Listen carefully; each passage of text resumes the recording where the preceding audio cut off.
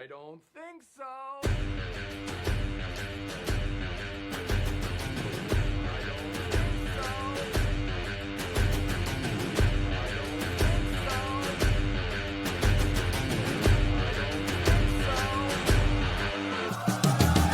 Welcome to Title Adam in the House, the podcast where Florida real estate gets real. Buyers, sellers, builders, and lenders. If you're in the game, then you belong in the house. Let's get you to the closing table fast and with less stress. Let's go.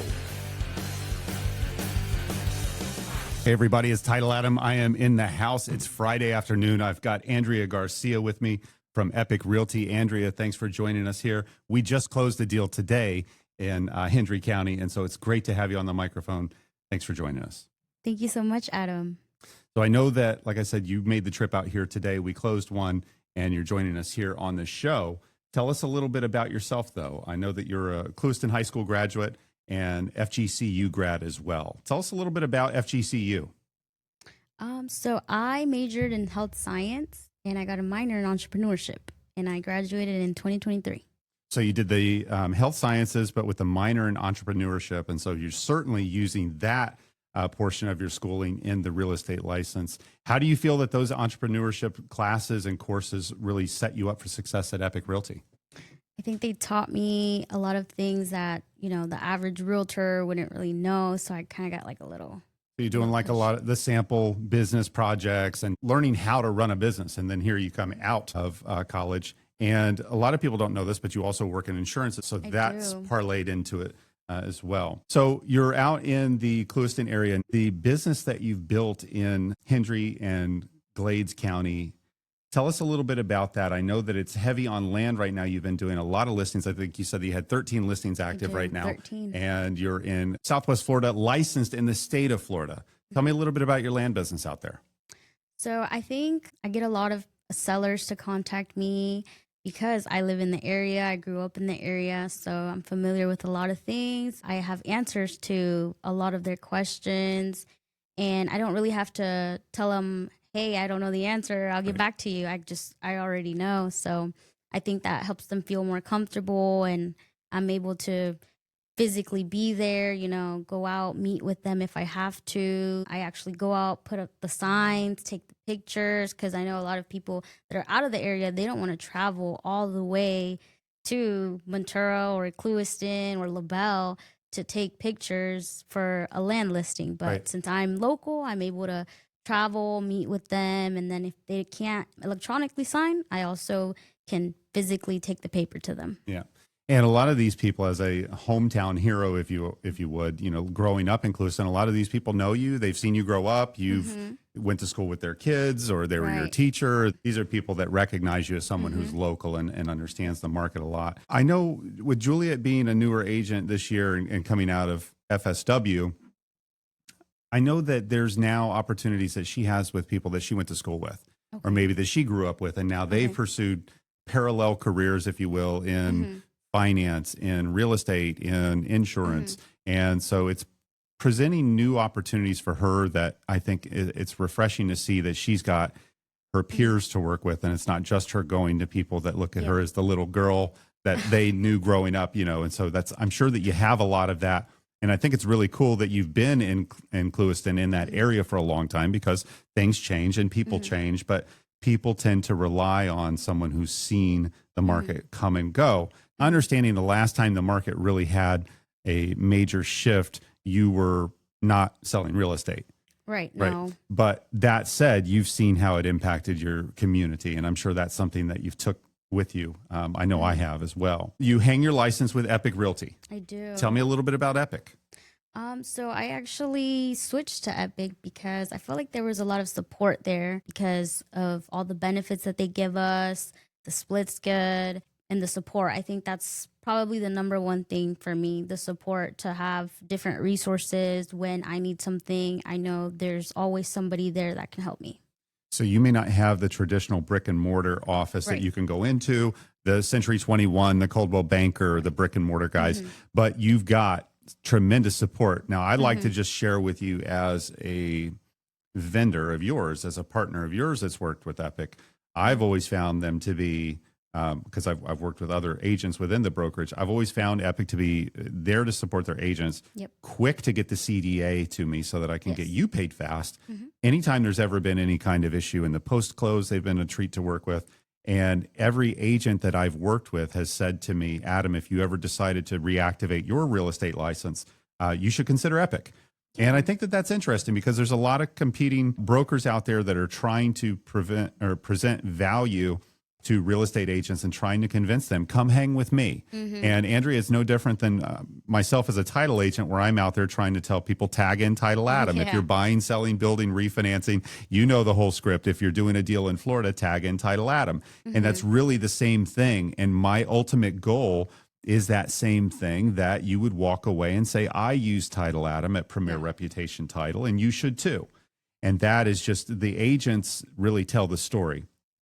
You know, Ruth Valadez is a friend of mine and someone that I work with at Epique as well, and she loves it. Now, are you working with a transaction coordinator? So Epique actually provides us with a transaction coordinator. On the one that we closed today, though, was there a transaction coordinator? Yes. Okay. Yeah. So that would be my other remark then, is that sometimes the transaction coordinator is unremarkable, and that's actually a good thing. That means they weren't a problem to deal with, nice and easy. And I know that I had heard that they were providing transaction coordinators, but I didn't know if that was something that was an a la carte that you had to pay extra for, or that you had to get to a certain level. So you walked in the door and they offer you that support right from jump. I think that's from day fantastic. one, you get a transaction coordinator, which I'm sure a lot of brokerages don't provide that, or they probably charge extra for you to have a transaction coordinator. You didn't have it at your last brokerage. I did not. Yeah. So a lot of agents pay a lot of really good money to have a transaction coordinator. Right. And I think that they're worth it. They're worth the expense. But to have a firm offer you that tool, I think is pretty special. It's something to talk about for sure. And it makes it easier for you to go out and get the next listing, or to help the next buyer. So I know that you've got 13 listings active right now. Would you say that your business is built around listing properties versus working with buyers? I think I work more. So once I get the listing, I usually get the buyer as well. Oh, wow. So yeah, I know the one we closed today. You were on both sides. Yeah, I was on both sides. Yeah. Yep. So how does that happen? Is that through your Facebook marketing? Is it through social media where people will, because that's the dream scenario, is that, you know, you don't need another realtor. You could just call the listing agent and do the deal, and people will go. There's arguments on both sides of it. Yeah. But I know that Jade, when she's a real estate agent, if she took both sides and she's protected, it's a real sweet cherry deal to have. So congratulations on that. So they reach out to you and they say, tell us about the area. And you say, oh, and by the way, I'm from here. And I can tell you all about it.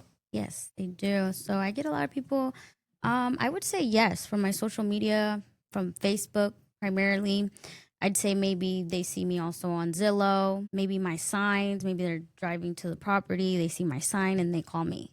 So, and you put signs up on vacant land listings. You do go out there and do on that. Everything. Yep. I know a lot of real estate agents where they don't do that.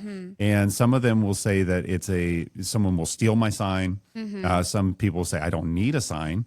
Some people will say the seller doesn't even know whether I put one up or not. But the truth is that every time you take one of those listings, you've got now license for a small billboard with your name and your contact information all around the city. And I think that is, if I was listing vacant land as a real estate agent, I would have a sign on it. If I was listing any property, I would have some kind of a sign on it. And because the MLS is important, and I think the MLS probably sells most of the real estate by and large, but there's nothing like driving by and seeing a sign and picking up the phone and calling. Now, on your signs, are you incorporating any kind of QR codes? No. It so just has my name, call me, my face, Epique, and for sale. It's interesting because I know that a lot of people are going down the QR code route, and we found that I don't know if it was COVID that unlocked this or not, but people don't like to talk on the phone, and they don't like to, they would much rather text. And so sometimes with a QR code, they feel safer to check out more details on the property because they don't have to call you and they don't have to worry about whether they're going to be asked for their email. So I love that. And I love that you do the signs.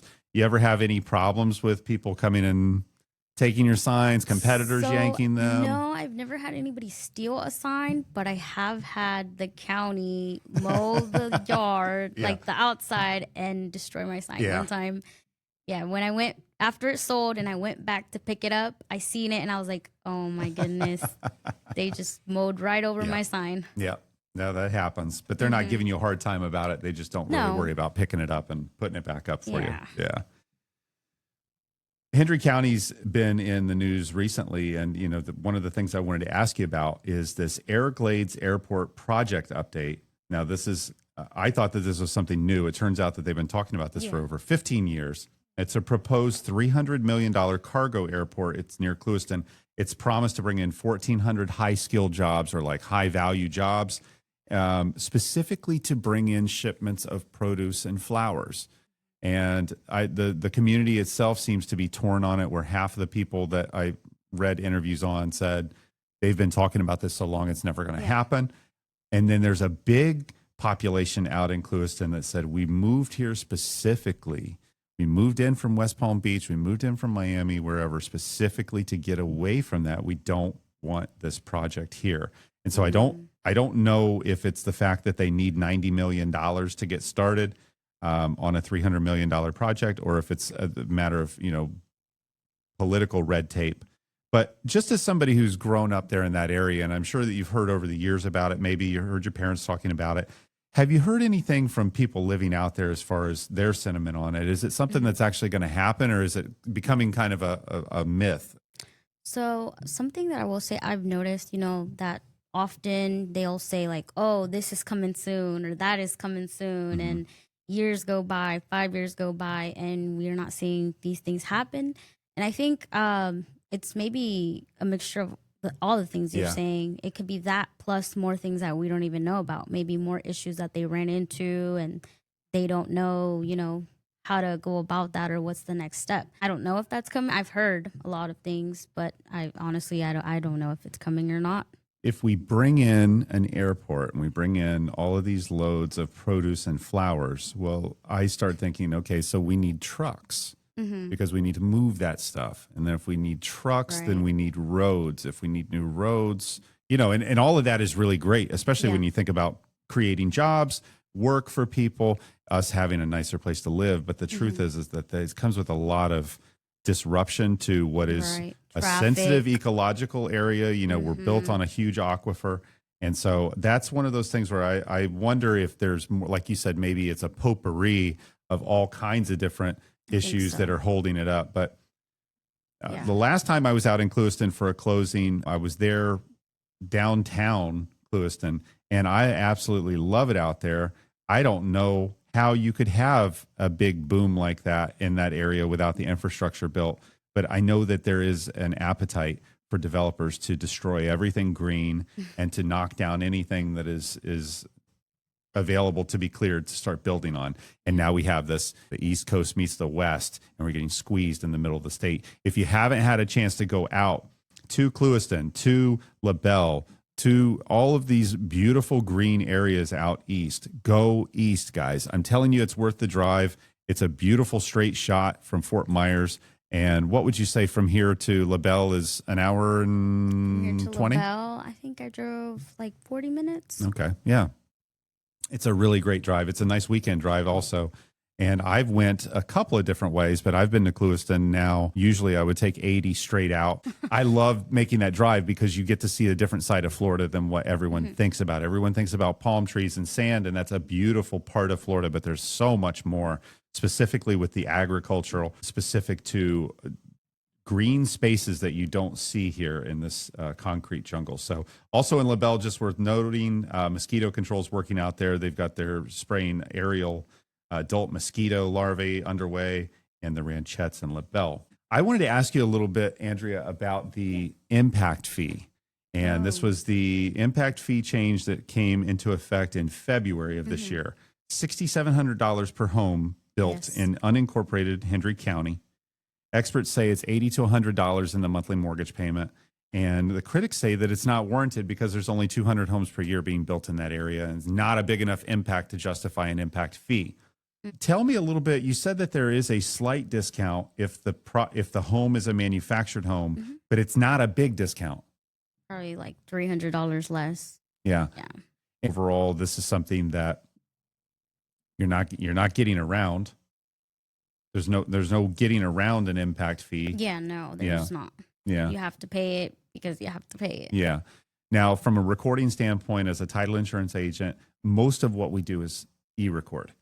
So we're not really interfacing as much with the county, the recorder's office, but I have dealt with Hendry County and they are very nice. And I would be curious to know what that situation looks like when you're, from a hyper local standpoint, because I don't deal with them.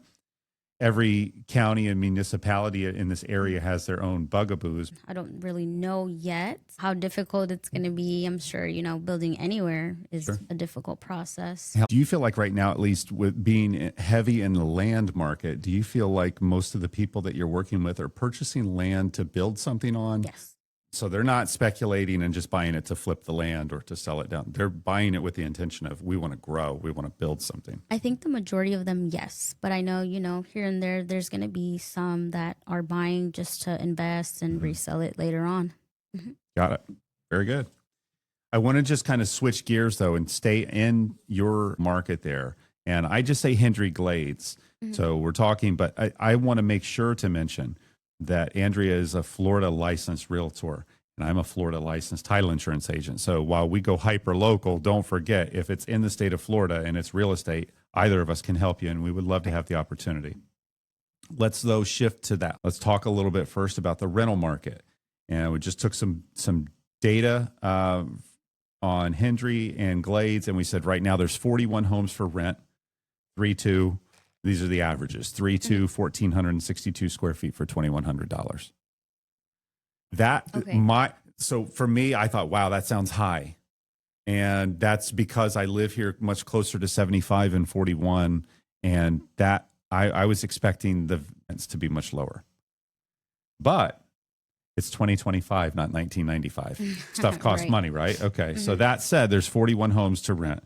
Does that 2,100 sound like what you would think would be out there? A 3-2 for 2,100, something like that? I would say so because I will tell you, before I became a licensed real estate agent, I used to work for a builder, and he had a lot of homes for rent. And the most expensive one, also a 3-2, probably wouldn't believe it, but it was $2,900 a month, and people would pay it. Yeah, new construction, 3-2 in new construction. Wow. But that's gone down from then. Yeah, because I look at last year in Lehigh where I live, I know that the rents we're getting for a 3-2, they were getting to be more like, $2,450. It was really, $2,500. And I thought that was high. And it's come down a lot there as well. So not that I'm wishing for it to come down for anyone's detriment, but it's certainly worth mentioning. Now, in that same market, there's now 308 homes for sale. And on those same averages, we've got a 3-2, 1,547 square feet, $337,000 and 111 days on the market. And we've seen this path when we look back over the last 10 years or so, 15 years even. But in the last 5 years, there's been 370 to 390 homes per month. This is in the last year, rather, Andrea. Every month, there's been between 370 and 390 homes for sale in that geographic area. And it just seems like when one sells, another one immediately lists. And so that inventory never really shrinks down. But when I tell you that, you can get a 3-2 for 337, how does that sound? That sounds about good, right? Yeah. Because I believe, and you can correct me on this if I'm wrong, but I believe a lot of the properties out there might be bigger than your standard 80 by 120 lot as well, right? So if you're paying 337, maybe you're getting a half acre lot, or a lot of them standard. I don't know. I feel like I've done a couple of them out there where they were acreage. They were meets and bounds surveys that cost more money. You're talking about in LaBelle? This would be just Hendry and Glades, so the whole area. Well, in Ventura, I don't know if I mentioned that. Like today, the lot that we closed today was 1.25 acres. Right. So they're much bigger in Ventura. Yeah. Rather, when you go to LaBelle, they're platted down. Yeah. 25. Yep. The small, maybe 0.23. Maybe if you're lucky, 0.3. So, but you would say that it is much more likely, at least in the incorporated areas, that they're going to be on a standard lot for that 337. Yeah. And that's still a lot cheaper than the East Coast. It's still going to push people from West Palm over to you. But or Miami. Or Miami. Yeah. Yeah. But I always really thought that there would be a softer spot there inland. And that, again, that I thought that those housing prices would be a little bit lower, but they're making more people and not more land. And so it's really interesting to see those numbers. And when I saw them, I thought, well, I want to double check that with you and see. So, what we're talking probably like $200 to $225 a square foot roughly for construction cost, it looks like. So, okay. Well, that's a sign of a healthy market. Like I said, there's certainly opportunities, different options for people to choose from. And there's certainly a lot of vacant land out there if someone wants to build their own. Yeah. And I think that that's an option as well. But one of the things that I want to stay in real estate, I want to stay in insurance. And if I ever add anything to my plate, it would be possibly GC license. Wow. Well, and they all go hand in hand so Right. well. I know a couple of really great realtors that did the GC, and it's kind of like you could be a mega real estate agent without going broker. And a lot of people always feel kind of like, well, I want to be broker. I want to be broker associate. I want to do this. But the reality is that some of that is for our ego and some of it is for our sense of achievement and accomplishment. And it doesn't really have to do with, how good we are at what we do. It's really crazy because, and I'm not going to, I promised I would not go on a dirt road about this today, but I am just going to say it's kind of like non-licensed clerical employees handling title insurance. And you go, well, do they have to have a license to do title insurance? No, they don't. There's people that are in this business that don't have a license and they're working under the supervision of a licensed professional. But I start asking those questions why you don't have the license if it's available. So I'm not going to go on that today, but that's going to come in a future episode. Let me ask you though, you said that you could pursue that down the road. Do you think either way so far you would be interested in doing other real estate projects, regardless of if you were the GC or not? Do you have a kind of an appetite for that so far? Yeah. Awesome. Well, I wish you luck with it. And I hope I hope it's ahead of schedule and under budget. I hope that if you decide to go, down the GC route, that it's something that you really enjoy. Because I know it's a lot of study. Yeah. A lot of responsibility. And I like the vibe that I'm getting from you so far, because I've worked with you now, and today's the first time I've met you face to face, but I like the vibe of somebody who said, went to college, got through college, applied, ate the fish and spit out the bones, applied the entrepreneurship piece of the schooling, working in insurance, working in real estate, working in development now. We're really getting this really nice rounded portfolio of talents, if you will, or skills. And I think it's going to really suit you well because the market is shifting. And I talked about this with someone else recently where the new thing is like infopreneurship. It's where you say like, yeah, I'm a realtor, but I'm not just a realtor because I know about insurance too. And I can help you with building a home. And that, I think, you have to set yourself apart from every other realtor out there that really wants to do the same thing you're doing. And I don't worry about one of your competitors hearing a secret of what you're doing because I've watched Tiger Woods hit a hole-in-one and it was amazing. But I can't do it because I'm not willing to go out there and try and fail and make the effort every day. So I always say into my competitors that watch this, hi, I'm glad you're here and thank you for joining. But I know that they won't turn on the microphone and start doing this. And so it's one of those things where I'm okay to share that with you. And I said I wouldn't gatekeep the process of putting together a podcast. So that said, I want to shift gears because I always want to talk about fraud. And I know that you're newer in the business, but you've been through enough now to realize it's not a matter of if you're going to get hit with fraud. It's a matter of when you're going to get hit by fraud. And I'm sorry to say that, but it's true. And I wanted to talk a little bit about it because the title industry in particular has a lot of responsibility when it comes to fraud, when it comes to protecting people in the deal. But a lot of responsibility falls on the real estate agent as well. And the truth is, they're starting with you before they start with us in almost every instance. This is just a quick snapshot from the new Florida Realtor magazine. This is Linda Hoyt. She's a broker associate for One Sotheby's International Realty in Fort Lauderdale. Just a quick snip. It's about a product called Forewarn. The other day, I received a call to list an acre of land in Parkland. The seller requested a CMA, details on compensation, and expressed an unusual urgency to move forward quickly. Red flag number one. As a precaution, I ran his phone number through Forewarn, something I always do for non-referral clients, but no information was found. While it's not unheard of, it was red flag number 2. Throughout the day, we had multiple phone conversations, and later he agreed to list the land with me. When I requested his ID, since this was a land deal and we wouldn't meet in person, he sent both his and his wife's passports instead of a driver's license. Red flag number 3. As it seemed odd, I decided to dig further. I reverse searched his name in Forewarn and found the real property owner, whose address matched the records on BCPA. I immediately called him to verify, and he confirmed he was not selling his land. I then informed him about the impersonator and shared the details right away. The takeaway: always verify the identities of the people you're working with. Fraud is real. If you sense something is wrong, go with your gut, stay vigilant, and stay safe. And I thought that was a nice little article because Forewarn Safety app is free to Florida realtors. Yes. And a lot of real estate agents don't know about it.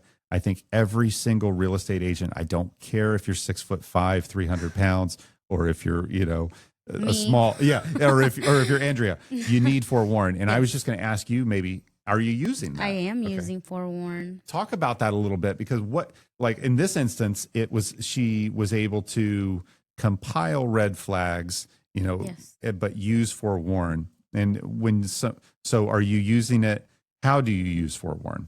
I think I probably use it more than I should, but yes, I do use it a lot. I have looked up people that I think, like the red flags that you're saying. Yep. And I have had a couple people say they were sellers, but they really were not. Now, you working specific in the land piece, would you say that the majority of the sellers that you work with out in your area live there, or are they out of area, New York, Canada, Germany? Like, is it normally someone local that says, hey, I want to meet with you? For the sellers of the land that I have been listing lately, I think a lot of them are from Miami. Some have been out of state, but not that much. Usually when I had somebody, now that you say Canada, that reminds me of somebody that was actually a fraud one. She wasn't actually the seller. Yep. And I asked for the ID, and she did send me the ID. And she was, I would say, smart, but not really, because I still caught on. And, I feel like as realtors, we kind of become FBI agents in a way, because I did a lot of digging. I don't know how I ended up finding out, but I looked at the times it was previously listed.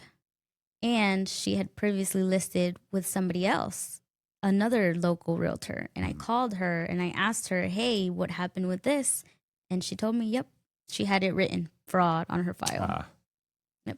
And that, unfortunately, that happens a lot. That's a red flag when it's a non-local seller of vacant land. It's a real challenge. Now, Lee County had a pilot with the recorder's office that anytime you transferred a deed in Lee County, you had to provide a driver's license for every party. So not just the people that signed the deed, but the buyers you had to provide as well. And that pilot ended on July 1st, but that was cutting down on a significant amount of fraud, because it was just making everyone reveal themselves for the transaction. And a lot of times, in this instance that I give you from Linda Hoyt, she talks about they want to move fast. Their phone number's a burner.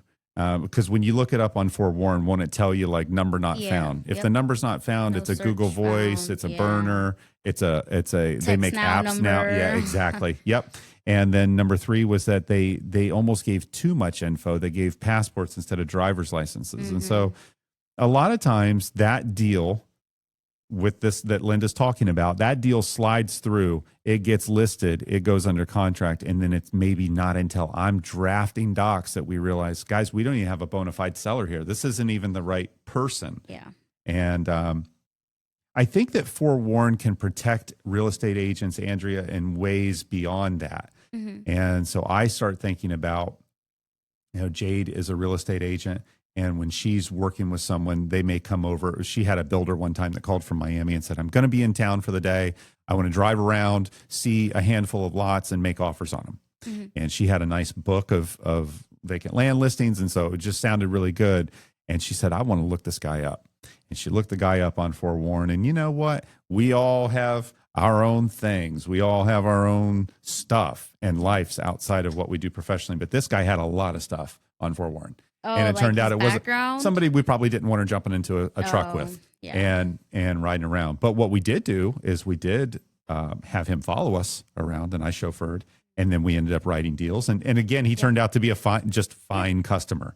But forewarned showed us that maybe there were some judgment calls that he had made in the past that were questionable and having to do with a criminal record. So that said, use the tools that are available to you to protect you, because when you're protecting yourself, you're protecting other people as well. As a real estate agent without a local office, how does that work if you're going out to show property? Do you let your broker know who you're working with? How do you protect yourself specifically when you're working with someone that you're not aware, that you don't know? Yeah, usually I always take somebody with me because I don't want to, just go somewhere and I have no idea who you are. Even if I looked you up on Forewarned, your number was good.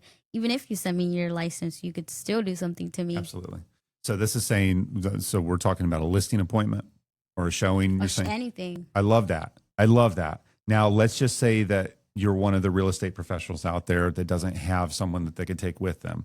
Have you seen any other steps or any other, protections that a real estate agent could take that would help? So if I ever can't have somebody go with me, there's people that have my location and I tell them, hey, just watch my location. Make sure, I'll text you when I come back. Yeah, I know that Jade does that as well. And I share my location with Juliet and with Jade. And that way it's like if I'm heading, last time I went to Clewiston, when I leave here, I put in Cane Nutrition and then I share that with Jade. So she can see me going where I'm going. And then she knows, okay, he'll be back around this time. I like the sharing the location. And I think it's always a good idea. Everybody has someone that you can tell, hey, you know what? I'm going here to do this. I'll be back by, now.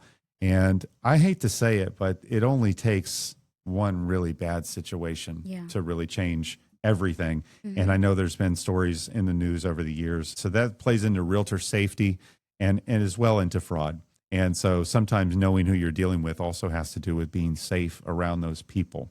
And it's unfortunate, but real estate agents are targets and they're vulnerable. They put a lot of their personal information on social media because we want you to know us. We want you to love us. We want you to feel like you want to do business with us and you can trust us. But what comes with that also is a feeling of familiarity that's kind of scary at times, especially if someone feels more familiar with you than they should feel comfortable.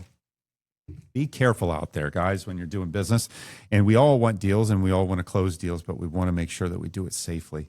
And so that's my fraud message for today on the episode here. If you're buying, selling, building, refinancing, or doing a deal in Florida, tag in Title Adam. I'm here to help you get to the closing table faster and with less stress. It's not just a great motto. It's actually a way that I live. I can back it up with results week after week. I wanted to shift gears a little bit from the local and talk about a condo bill that has now become law effective July 1. This is the bill, Andrea, it's called HB 913. I'm just going to run you through a couple things that have come up with it. Condos in Florida right now are a hot topic. Everybody loves talking about it on the news. Everybody wants to talk about how condos are no good. Condos are very good. Condos are a wonderful housing option for people that aren't able to take care of a lot of the simple tasks that come along with home ownership. And when you talk about condos, don't forget your HOA fee will include your insurance a lot of times, your maintenance, your Wi-Fi, your cable, your lawn care, landscaping, and it also includes reserves so that when the roof of your condo needs to be replaced, the money will be there. And the truth is, if you're buying your own home, you may not be budgeting for those repairs. So it is okay to buy a condo. It is still very much a great option for a lot of people. But that said, you've got to know what you're doing. And if you're selling in the condo space in Florida, I think that you need to know what's going on with this law. The law basically says that there were milestone inspections that are being waived for certain properties if they're under 3 stories. I have a problem with it, Andrea, because I believe that they need to spend the money to fix the structural issues, but it was causing assessments that were astronomical and people were losing their properties because, it's going to cost $100,000. Right. So what this new bill also did is that it now requires that all HOAs include the board of directors meeting minutes for the preceding 12 months on their website. They have to disclose the last 12 months meeting minutes to help prospective purchasers learn of special assessments that have not yet been formally adopted. The bill also extends a buyer's right to cancel the contract to 7 days after receipt of the governing documents. This increased transparency will help reduce post-closing litigation. So just so that I can wrap that around into something that's a little bit easier to say, it goes like this. You used to be able to cancel in 3 days. Now you've got 7. That's a big deal. And then the other thing is that, and I actually can tell you that I've had this come up on a deal last year where I closed a condo. The listing agent text messaged the buyer's agent and said, there's a possibility of an assessment coming, but there was no addendum or formal disclosure made. We closed. I wasn't on my estoppel. We closed, and right after we closed, the board sends the new owner a letter and says there's a $20,000 assessment. Oh my God. And the buyer says, I'm not paying it. And he goes to his realtor, and that realtor says, it wasn't disclosed, wasn't on the estoppel. And I said, it wasn't disclosed to me, it wasn't on the estoppel. And the listing agent said, I text and at least had that receipt. And crazy as it sounds, Andrea, that day, that other agent's phone messed up and didn't get that text message. It was just a really wild scenario. Anyways, I remember at that point, Jade had told me, listen, Adam, anybody worth their salt in a real estate position would have said, we need to see the minutes from the HOA meetings where they talk about, hey, we're going to need to do an assessment here. We think we might be short on money. We're going to have to collect it. And that didn't happen. And so now what's happening is if you buy a condo in Stony Brook here in Estero, Stony Brook now will have to publish their last 12 months of HOA meetings. So you'll have a very clear vantage point as a buyer into what's going on with the board of your HOA. Now you remember this term from your study, caveat emptor. Do you remember that Latin term in your real estate course? It means buyer beware. Oh, okay. And so I remember that. While everybody wants to come and say, Adam, it was Adam's responsibility, Andrea didn't tell me about this and that, at the end of the day, the term is caveat emptor. It's buyer beware. No one is more responsible than the buyer at the end of the day, because it's your responsibility to make sure that the water that you're jumping into is warm. And so, but this is a nice little tool that I think that I don't always root for government overreach, but I think it's cool that they're forcing a little bit of transparency. Yes, I think it's good too. And then the realtor can say, by the way, make sure that you take a look at those, because it's not your responsibility as a realtor to read those. It's not your responsibility to understand them. It's not your responsibility to even agree with them, but it is your responsibility, they're saying, to say, this is available for you as part of your due diligence, as part of your inspection. Make sure you take a look. How do you feel about radon? Have you had radon come up yet? Really? I didn't know with you doing mostly land, so I'll cut that. But radon is another one where we see they'll say, I got lung cancer and my realtor never told me about radon. And you go, well, I'm not a home inspector. It's not my job to test for radon. Some courts would ask you, is it your job to tell them that they can test for it and that they can look for it? It's a really slippery slope when we start asking the real estate agent to be the priest, the doctor, all of these different things, and not have other people take responsibility. It's one of the reasons why we don't like to give you wiring instructions. We don't want you to help get the earnest money deposit from the buyer. We want to give it to them directly. And that's just a layer of protection that we try to give you so that you don't get snagged on some kind of a fraudulent case. That's pretty good because, for example, these wire instructions, I don't think I ever even seen them. Yeah. And ideally, you'll never see them unless you're buying a property. And if you're giving us wiring instructions, obviously it'll be to wire your commission. Yeah. Good to know. This is another little nugget from the Realtor magazine that just came out. And I love reading these. I read them all the time when they come in. Jade is a realtor, and so she still gets them. But 60% of homeowners and prospective buyers are uncertain about the housing market. Despite this, 52% of prospective home buyers are optimistic about the state of the home buying market, saying it's better now than it was a year ago. And I read that twice before when I was preparing for this podcast. And it basically says that a lot of people feel negative right now, that even so, it's less people than were negative a year ago. I don't know if that's good news or not, but it's coming from the Florida Realtor magazine. I want to go a little bit deeper as far as what it's like being a young professional in the real estate industry in what's really a tight market. I don't know how many real estate firms are out in your area. I'd say between Clewiston and LaBelle, there's probably like. It's really, that's really crazy to me, because on this street that we're sitting on, there's in this plaza that we're in, there may be 5. And so you're talking about in that whole area. I might be wrong. There might be a little bit more now that I think about it. But it's not like not that many. Not like here. Yeah. No. I know that when you drive through, at least through LaBelle, they're mostly on that main drag there if they're out there. And when I see names in new listings or for pending reports and stuff, it's a handful of real good agents out there that are hustling. They've been doing it for a long time. Doesn't mean that they're doing it right, but they're doing it a lot. Yeah. And what's that like breaking into the business? Well, did you have a mentor? I never really asked you why you got into. I know you said that you were. So I was working with a builder. Yeah. And he kind of needed me to get all his land for him. Oh, yeah. So that's kind of why he helped me in a way get it, but he's not a realtor, right?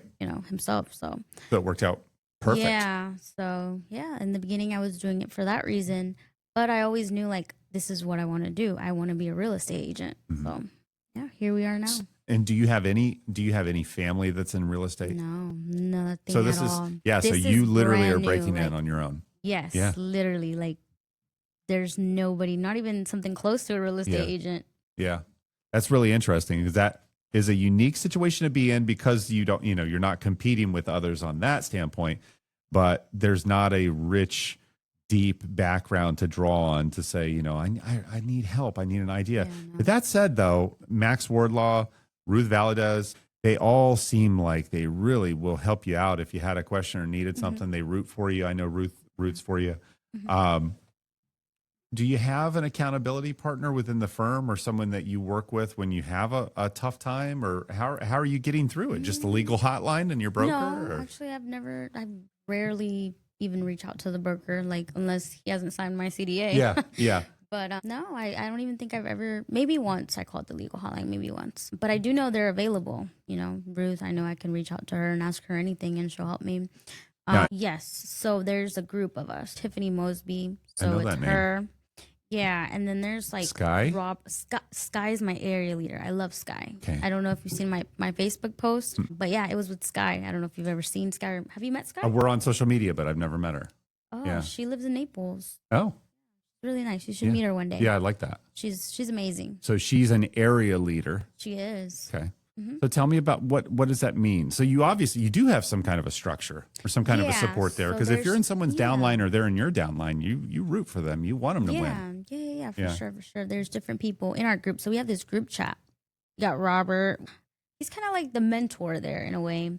There's Ruth. There's Tiffany. There's Alethea. There's different people. There's some people that I've never even had a conversation with, but if I go in the group chat and I ask a question, I know somebody will respond. Yeah, I like that. I like that a lot. Yeah, me too.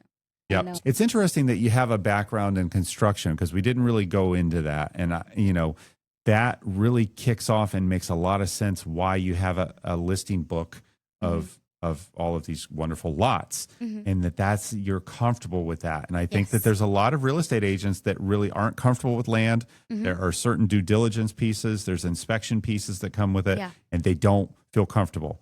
And I think your background with a builder and your background in insurance helps as well. Yeah. I think that's really interesting. I think that helps me to understand why land is such a nice fit for you. That said, you'll sell a house or a condo as well. Yeah. I know every area of the market is a little different, but for example, Cape Coral with the burrowing owls. In Lehigh, we deal with, I see cancellations occasionally for gopher tortoises. Yep, as well as LaBelle. Okay, so that's what I wanted to ask you. Scrub jay up in Charlotte County is a big deal. Tell me a little bit about what, if I was buying land tomorrow, what are some of the things that you would say, Adam, make sure that you look at this or ask your realtor about this, because I don't know. I don't know what I don't know. Yeah. So I would say for LaBelle, the gopher tortoises and the burrows are a super big thing to look at, because if you buy, I'm sure a lot of people have probably bought land that they didn't even know had the, and then there's some, so there's some that have the gopher tortoises or the burrows and no one will ever know. And then there's some that have actually been reported. Right. So the people that take care of that are protecting them, I think it's maybe the DEP, I could be wrong.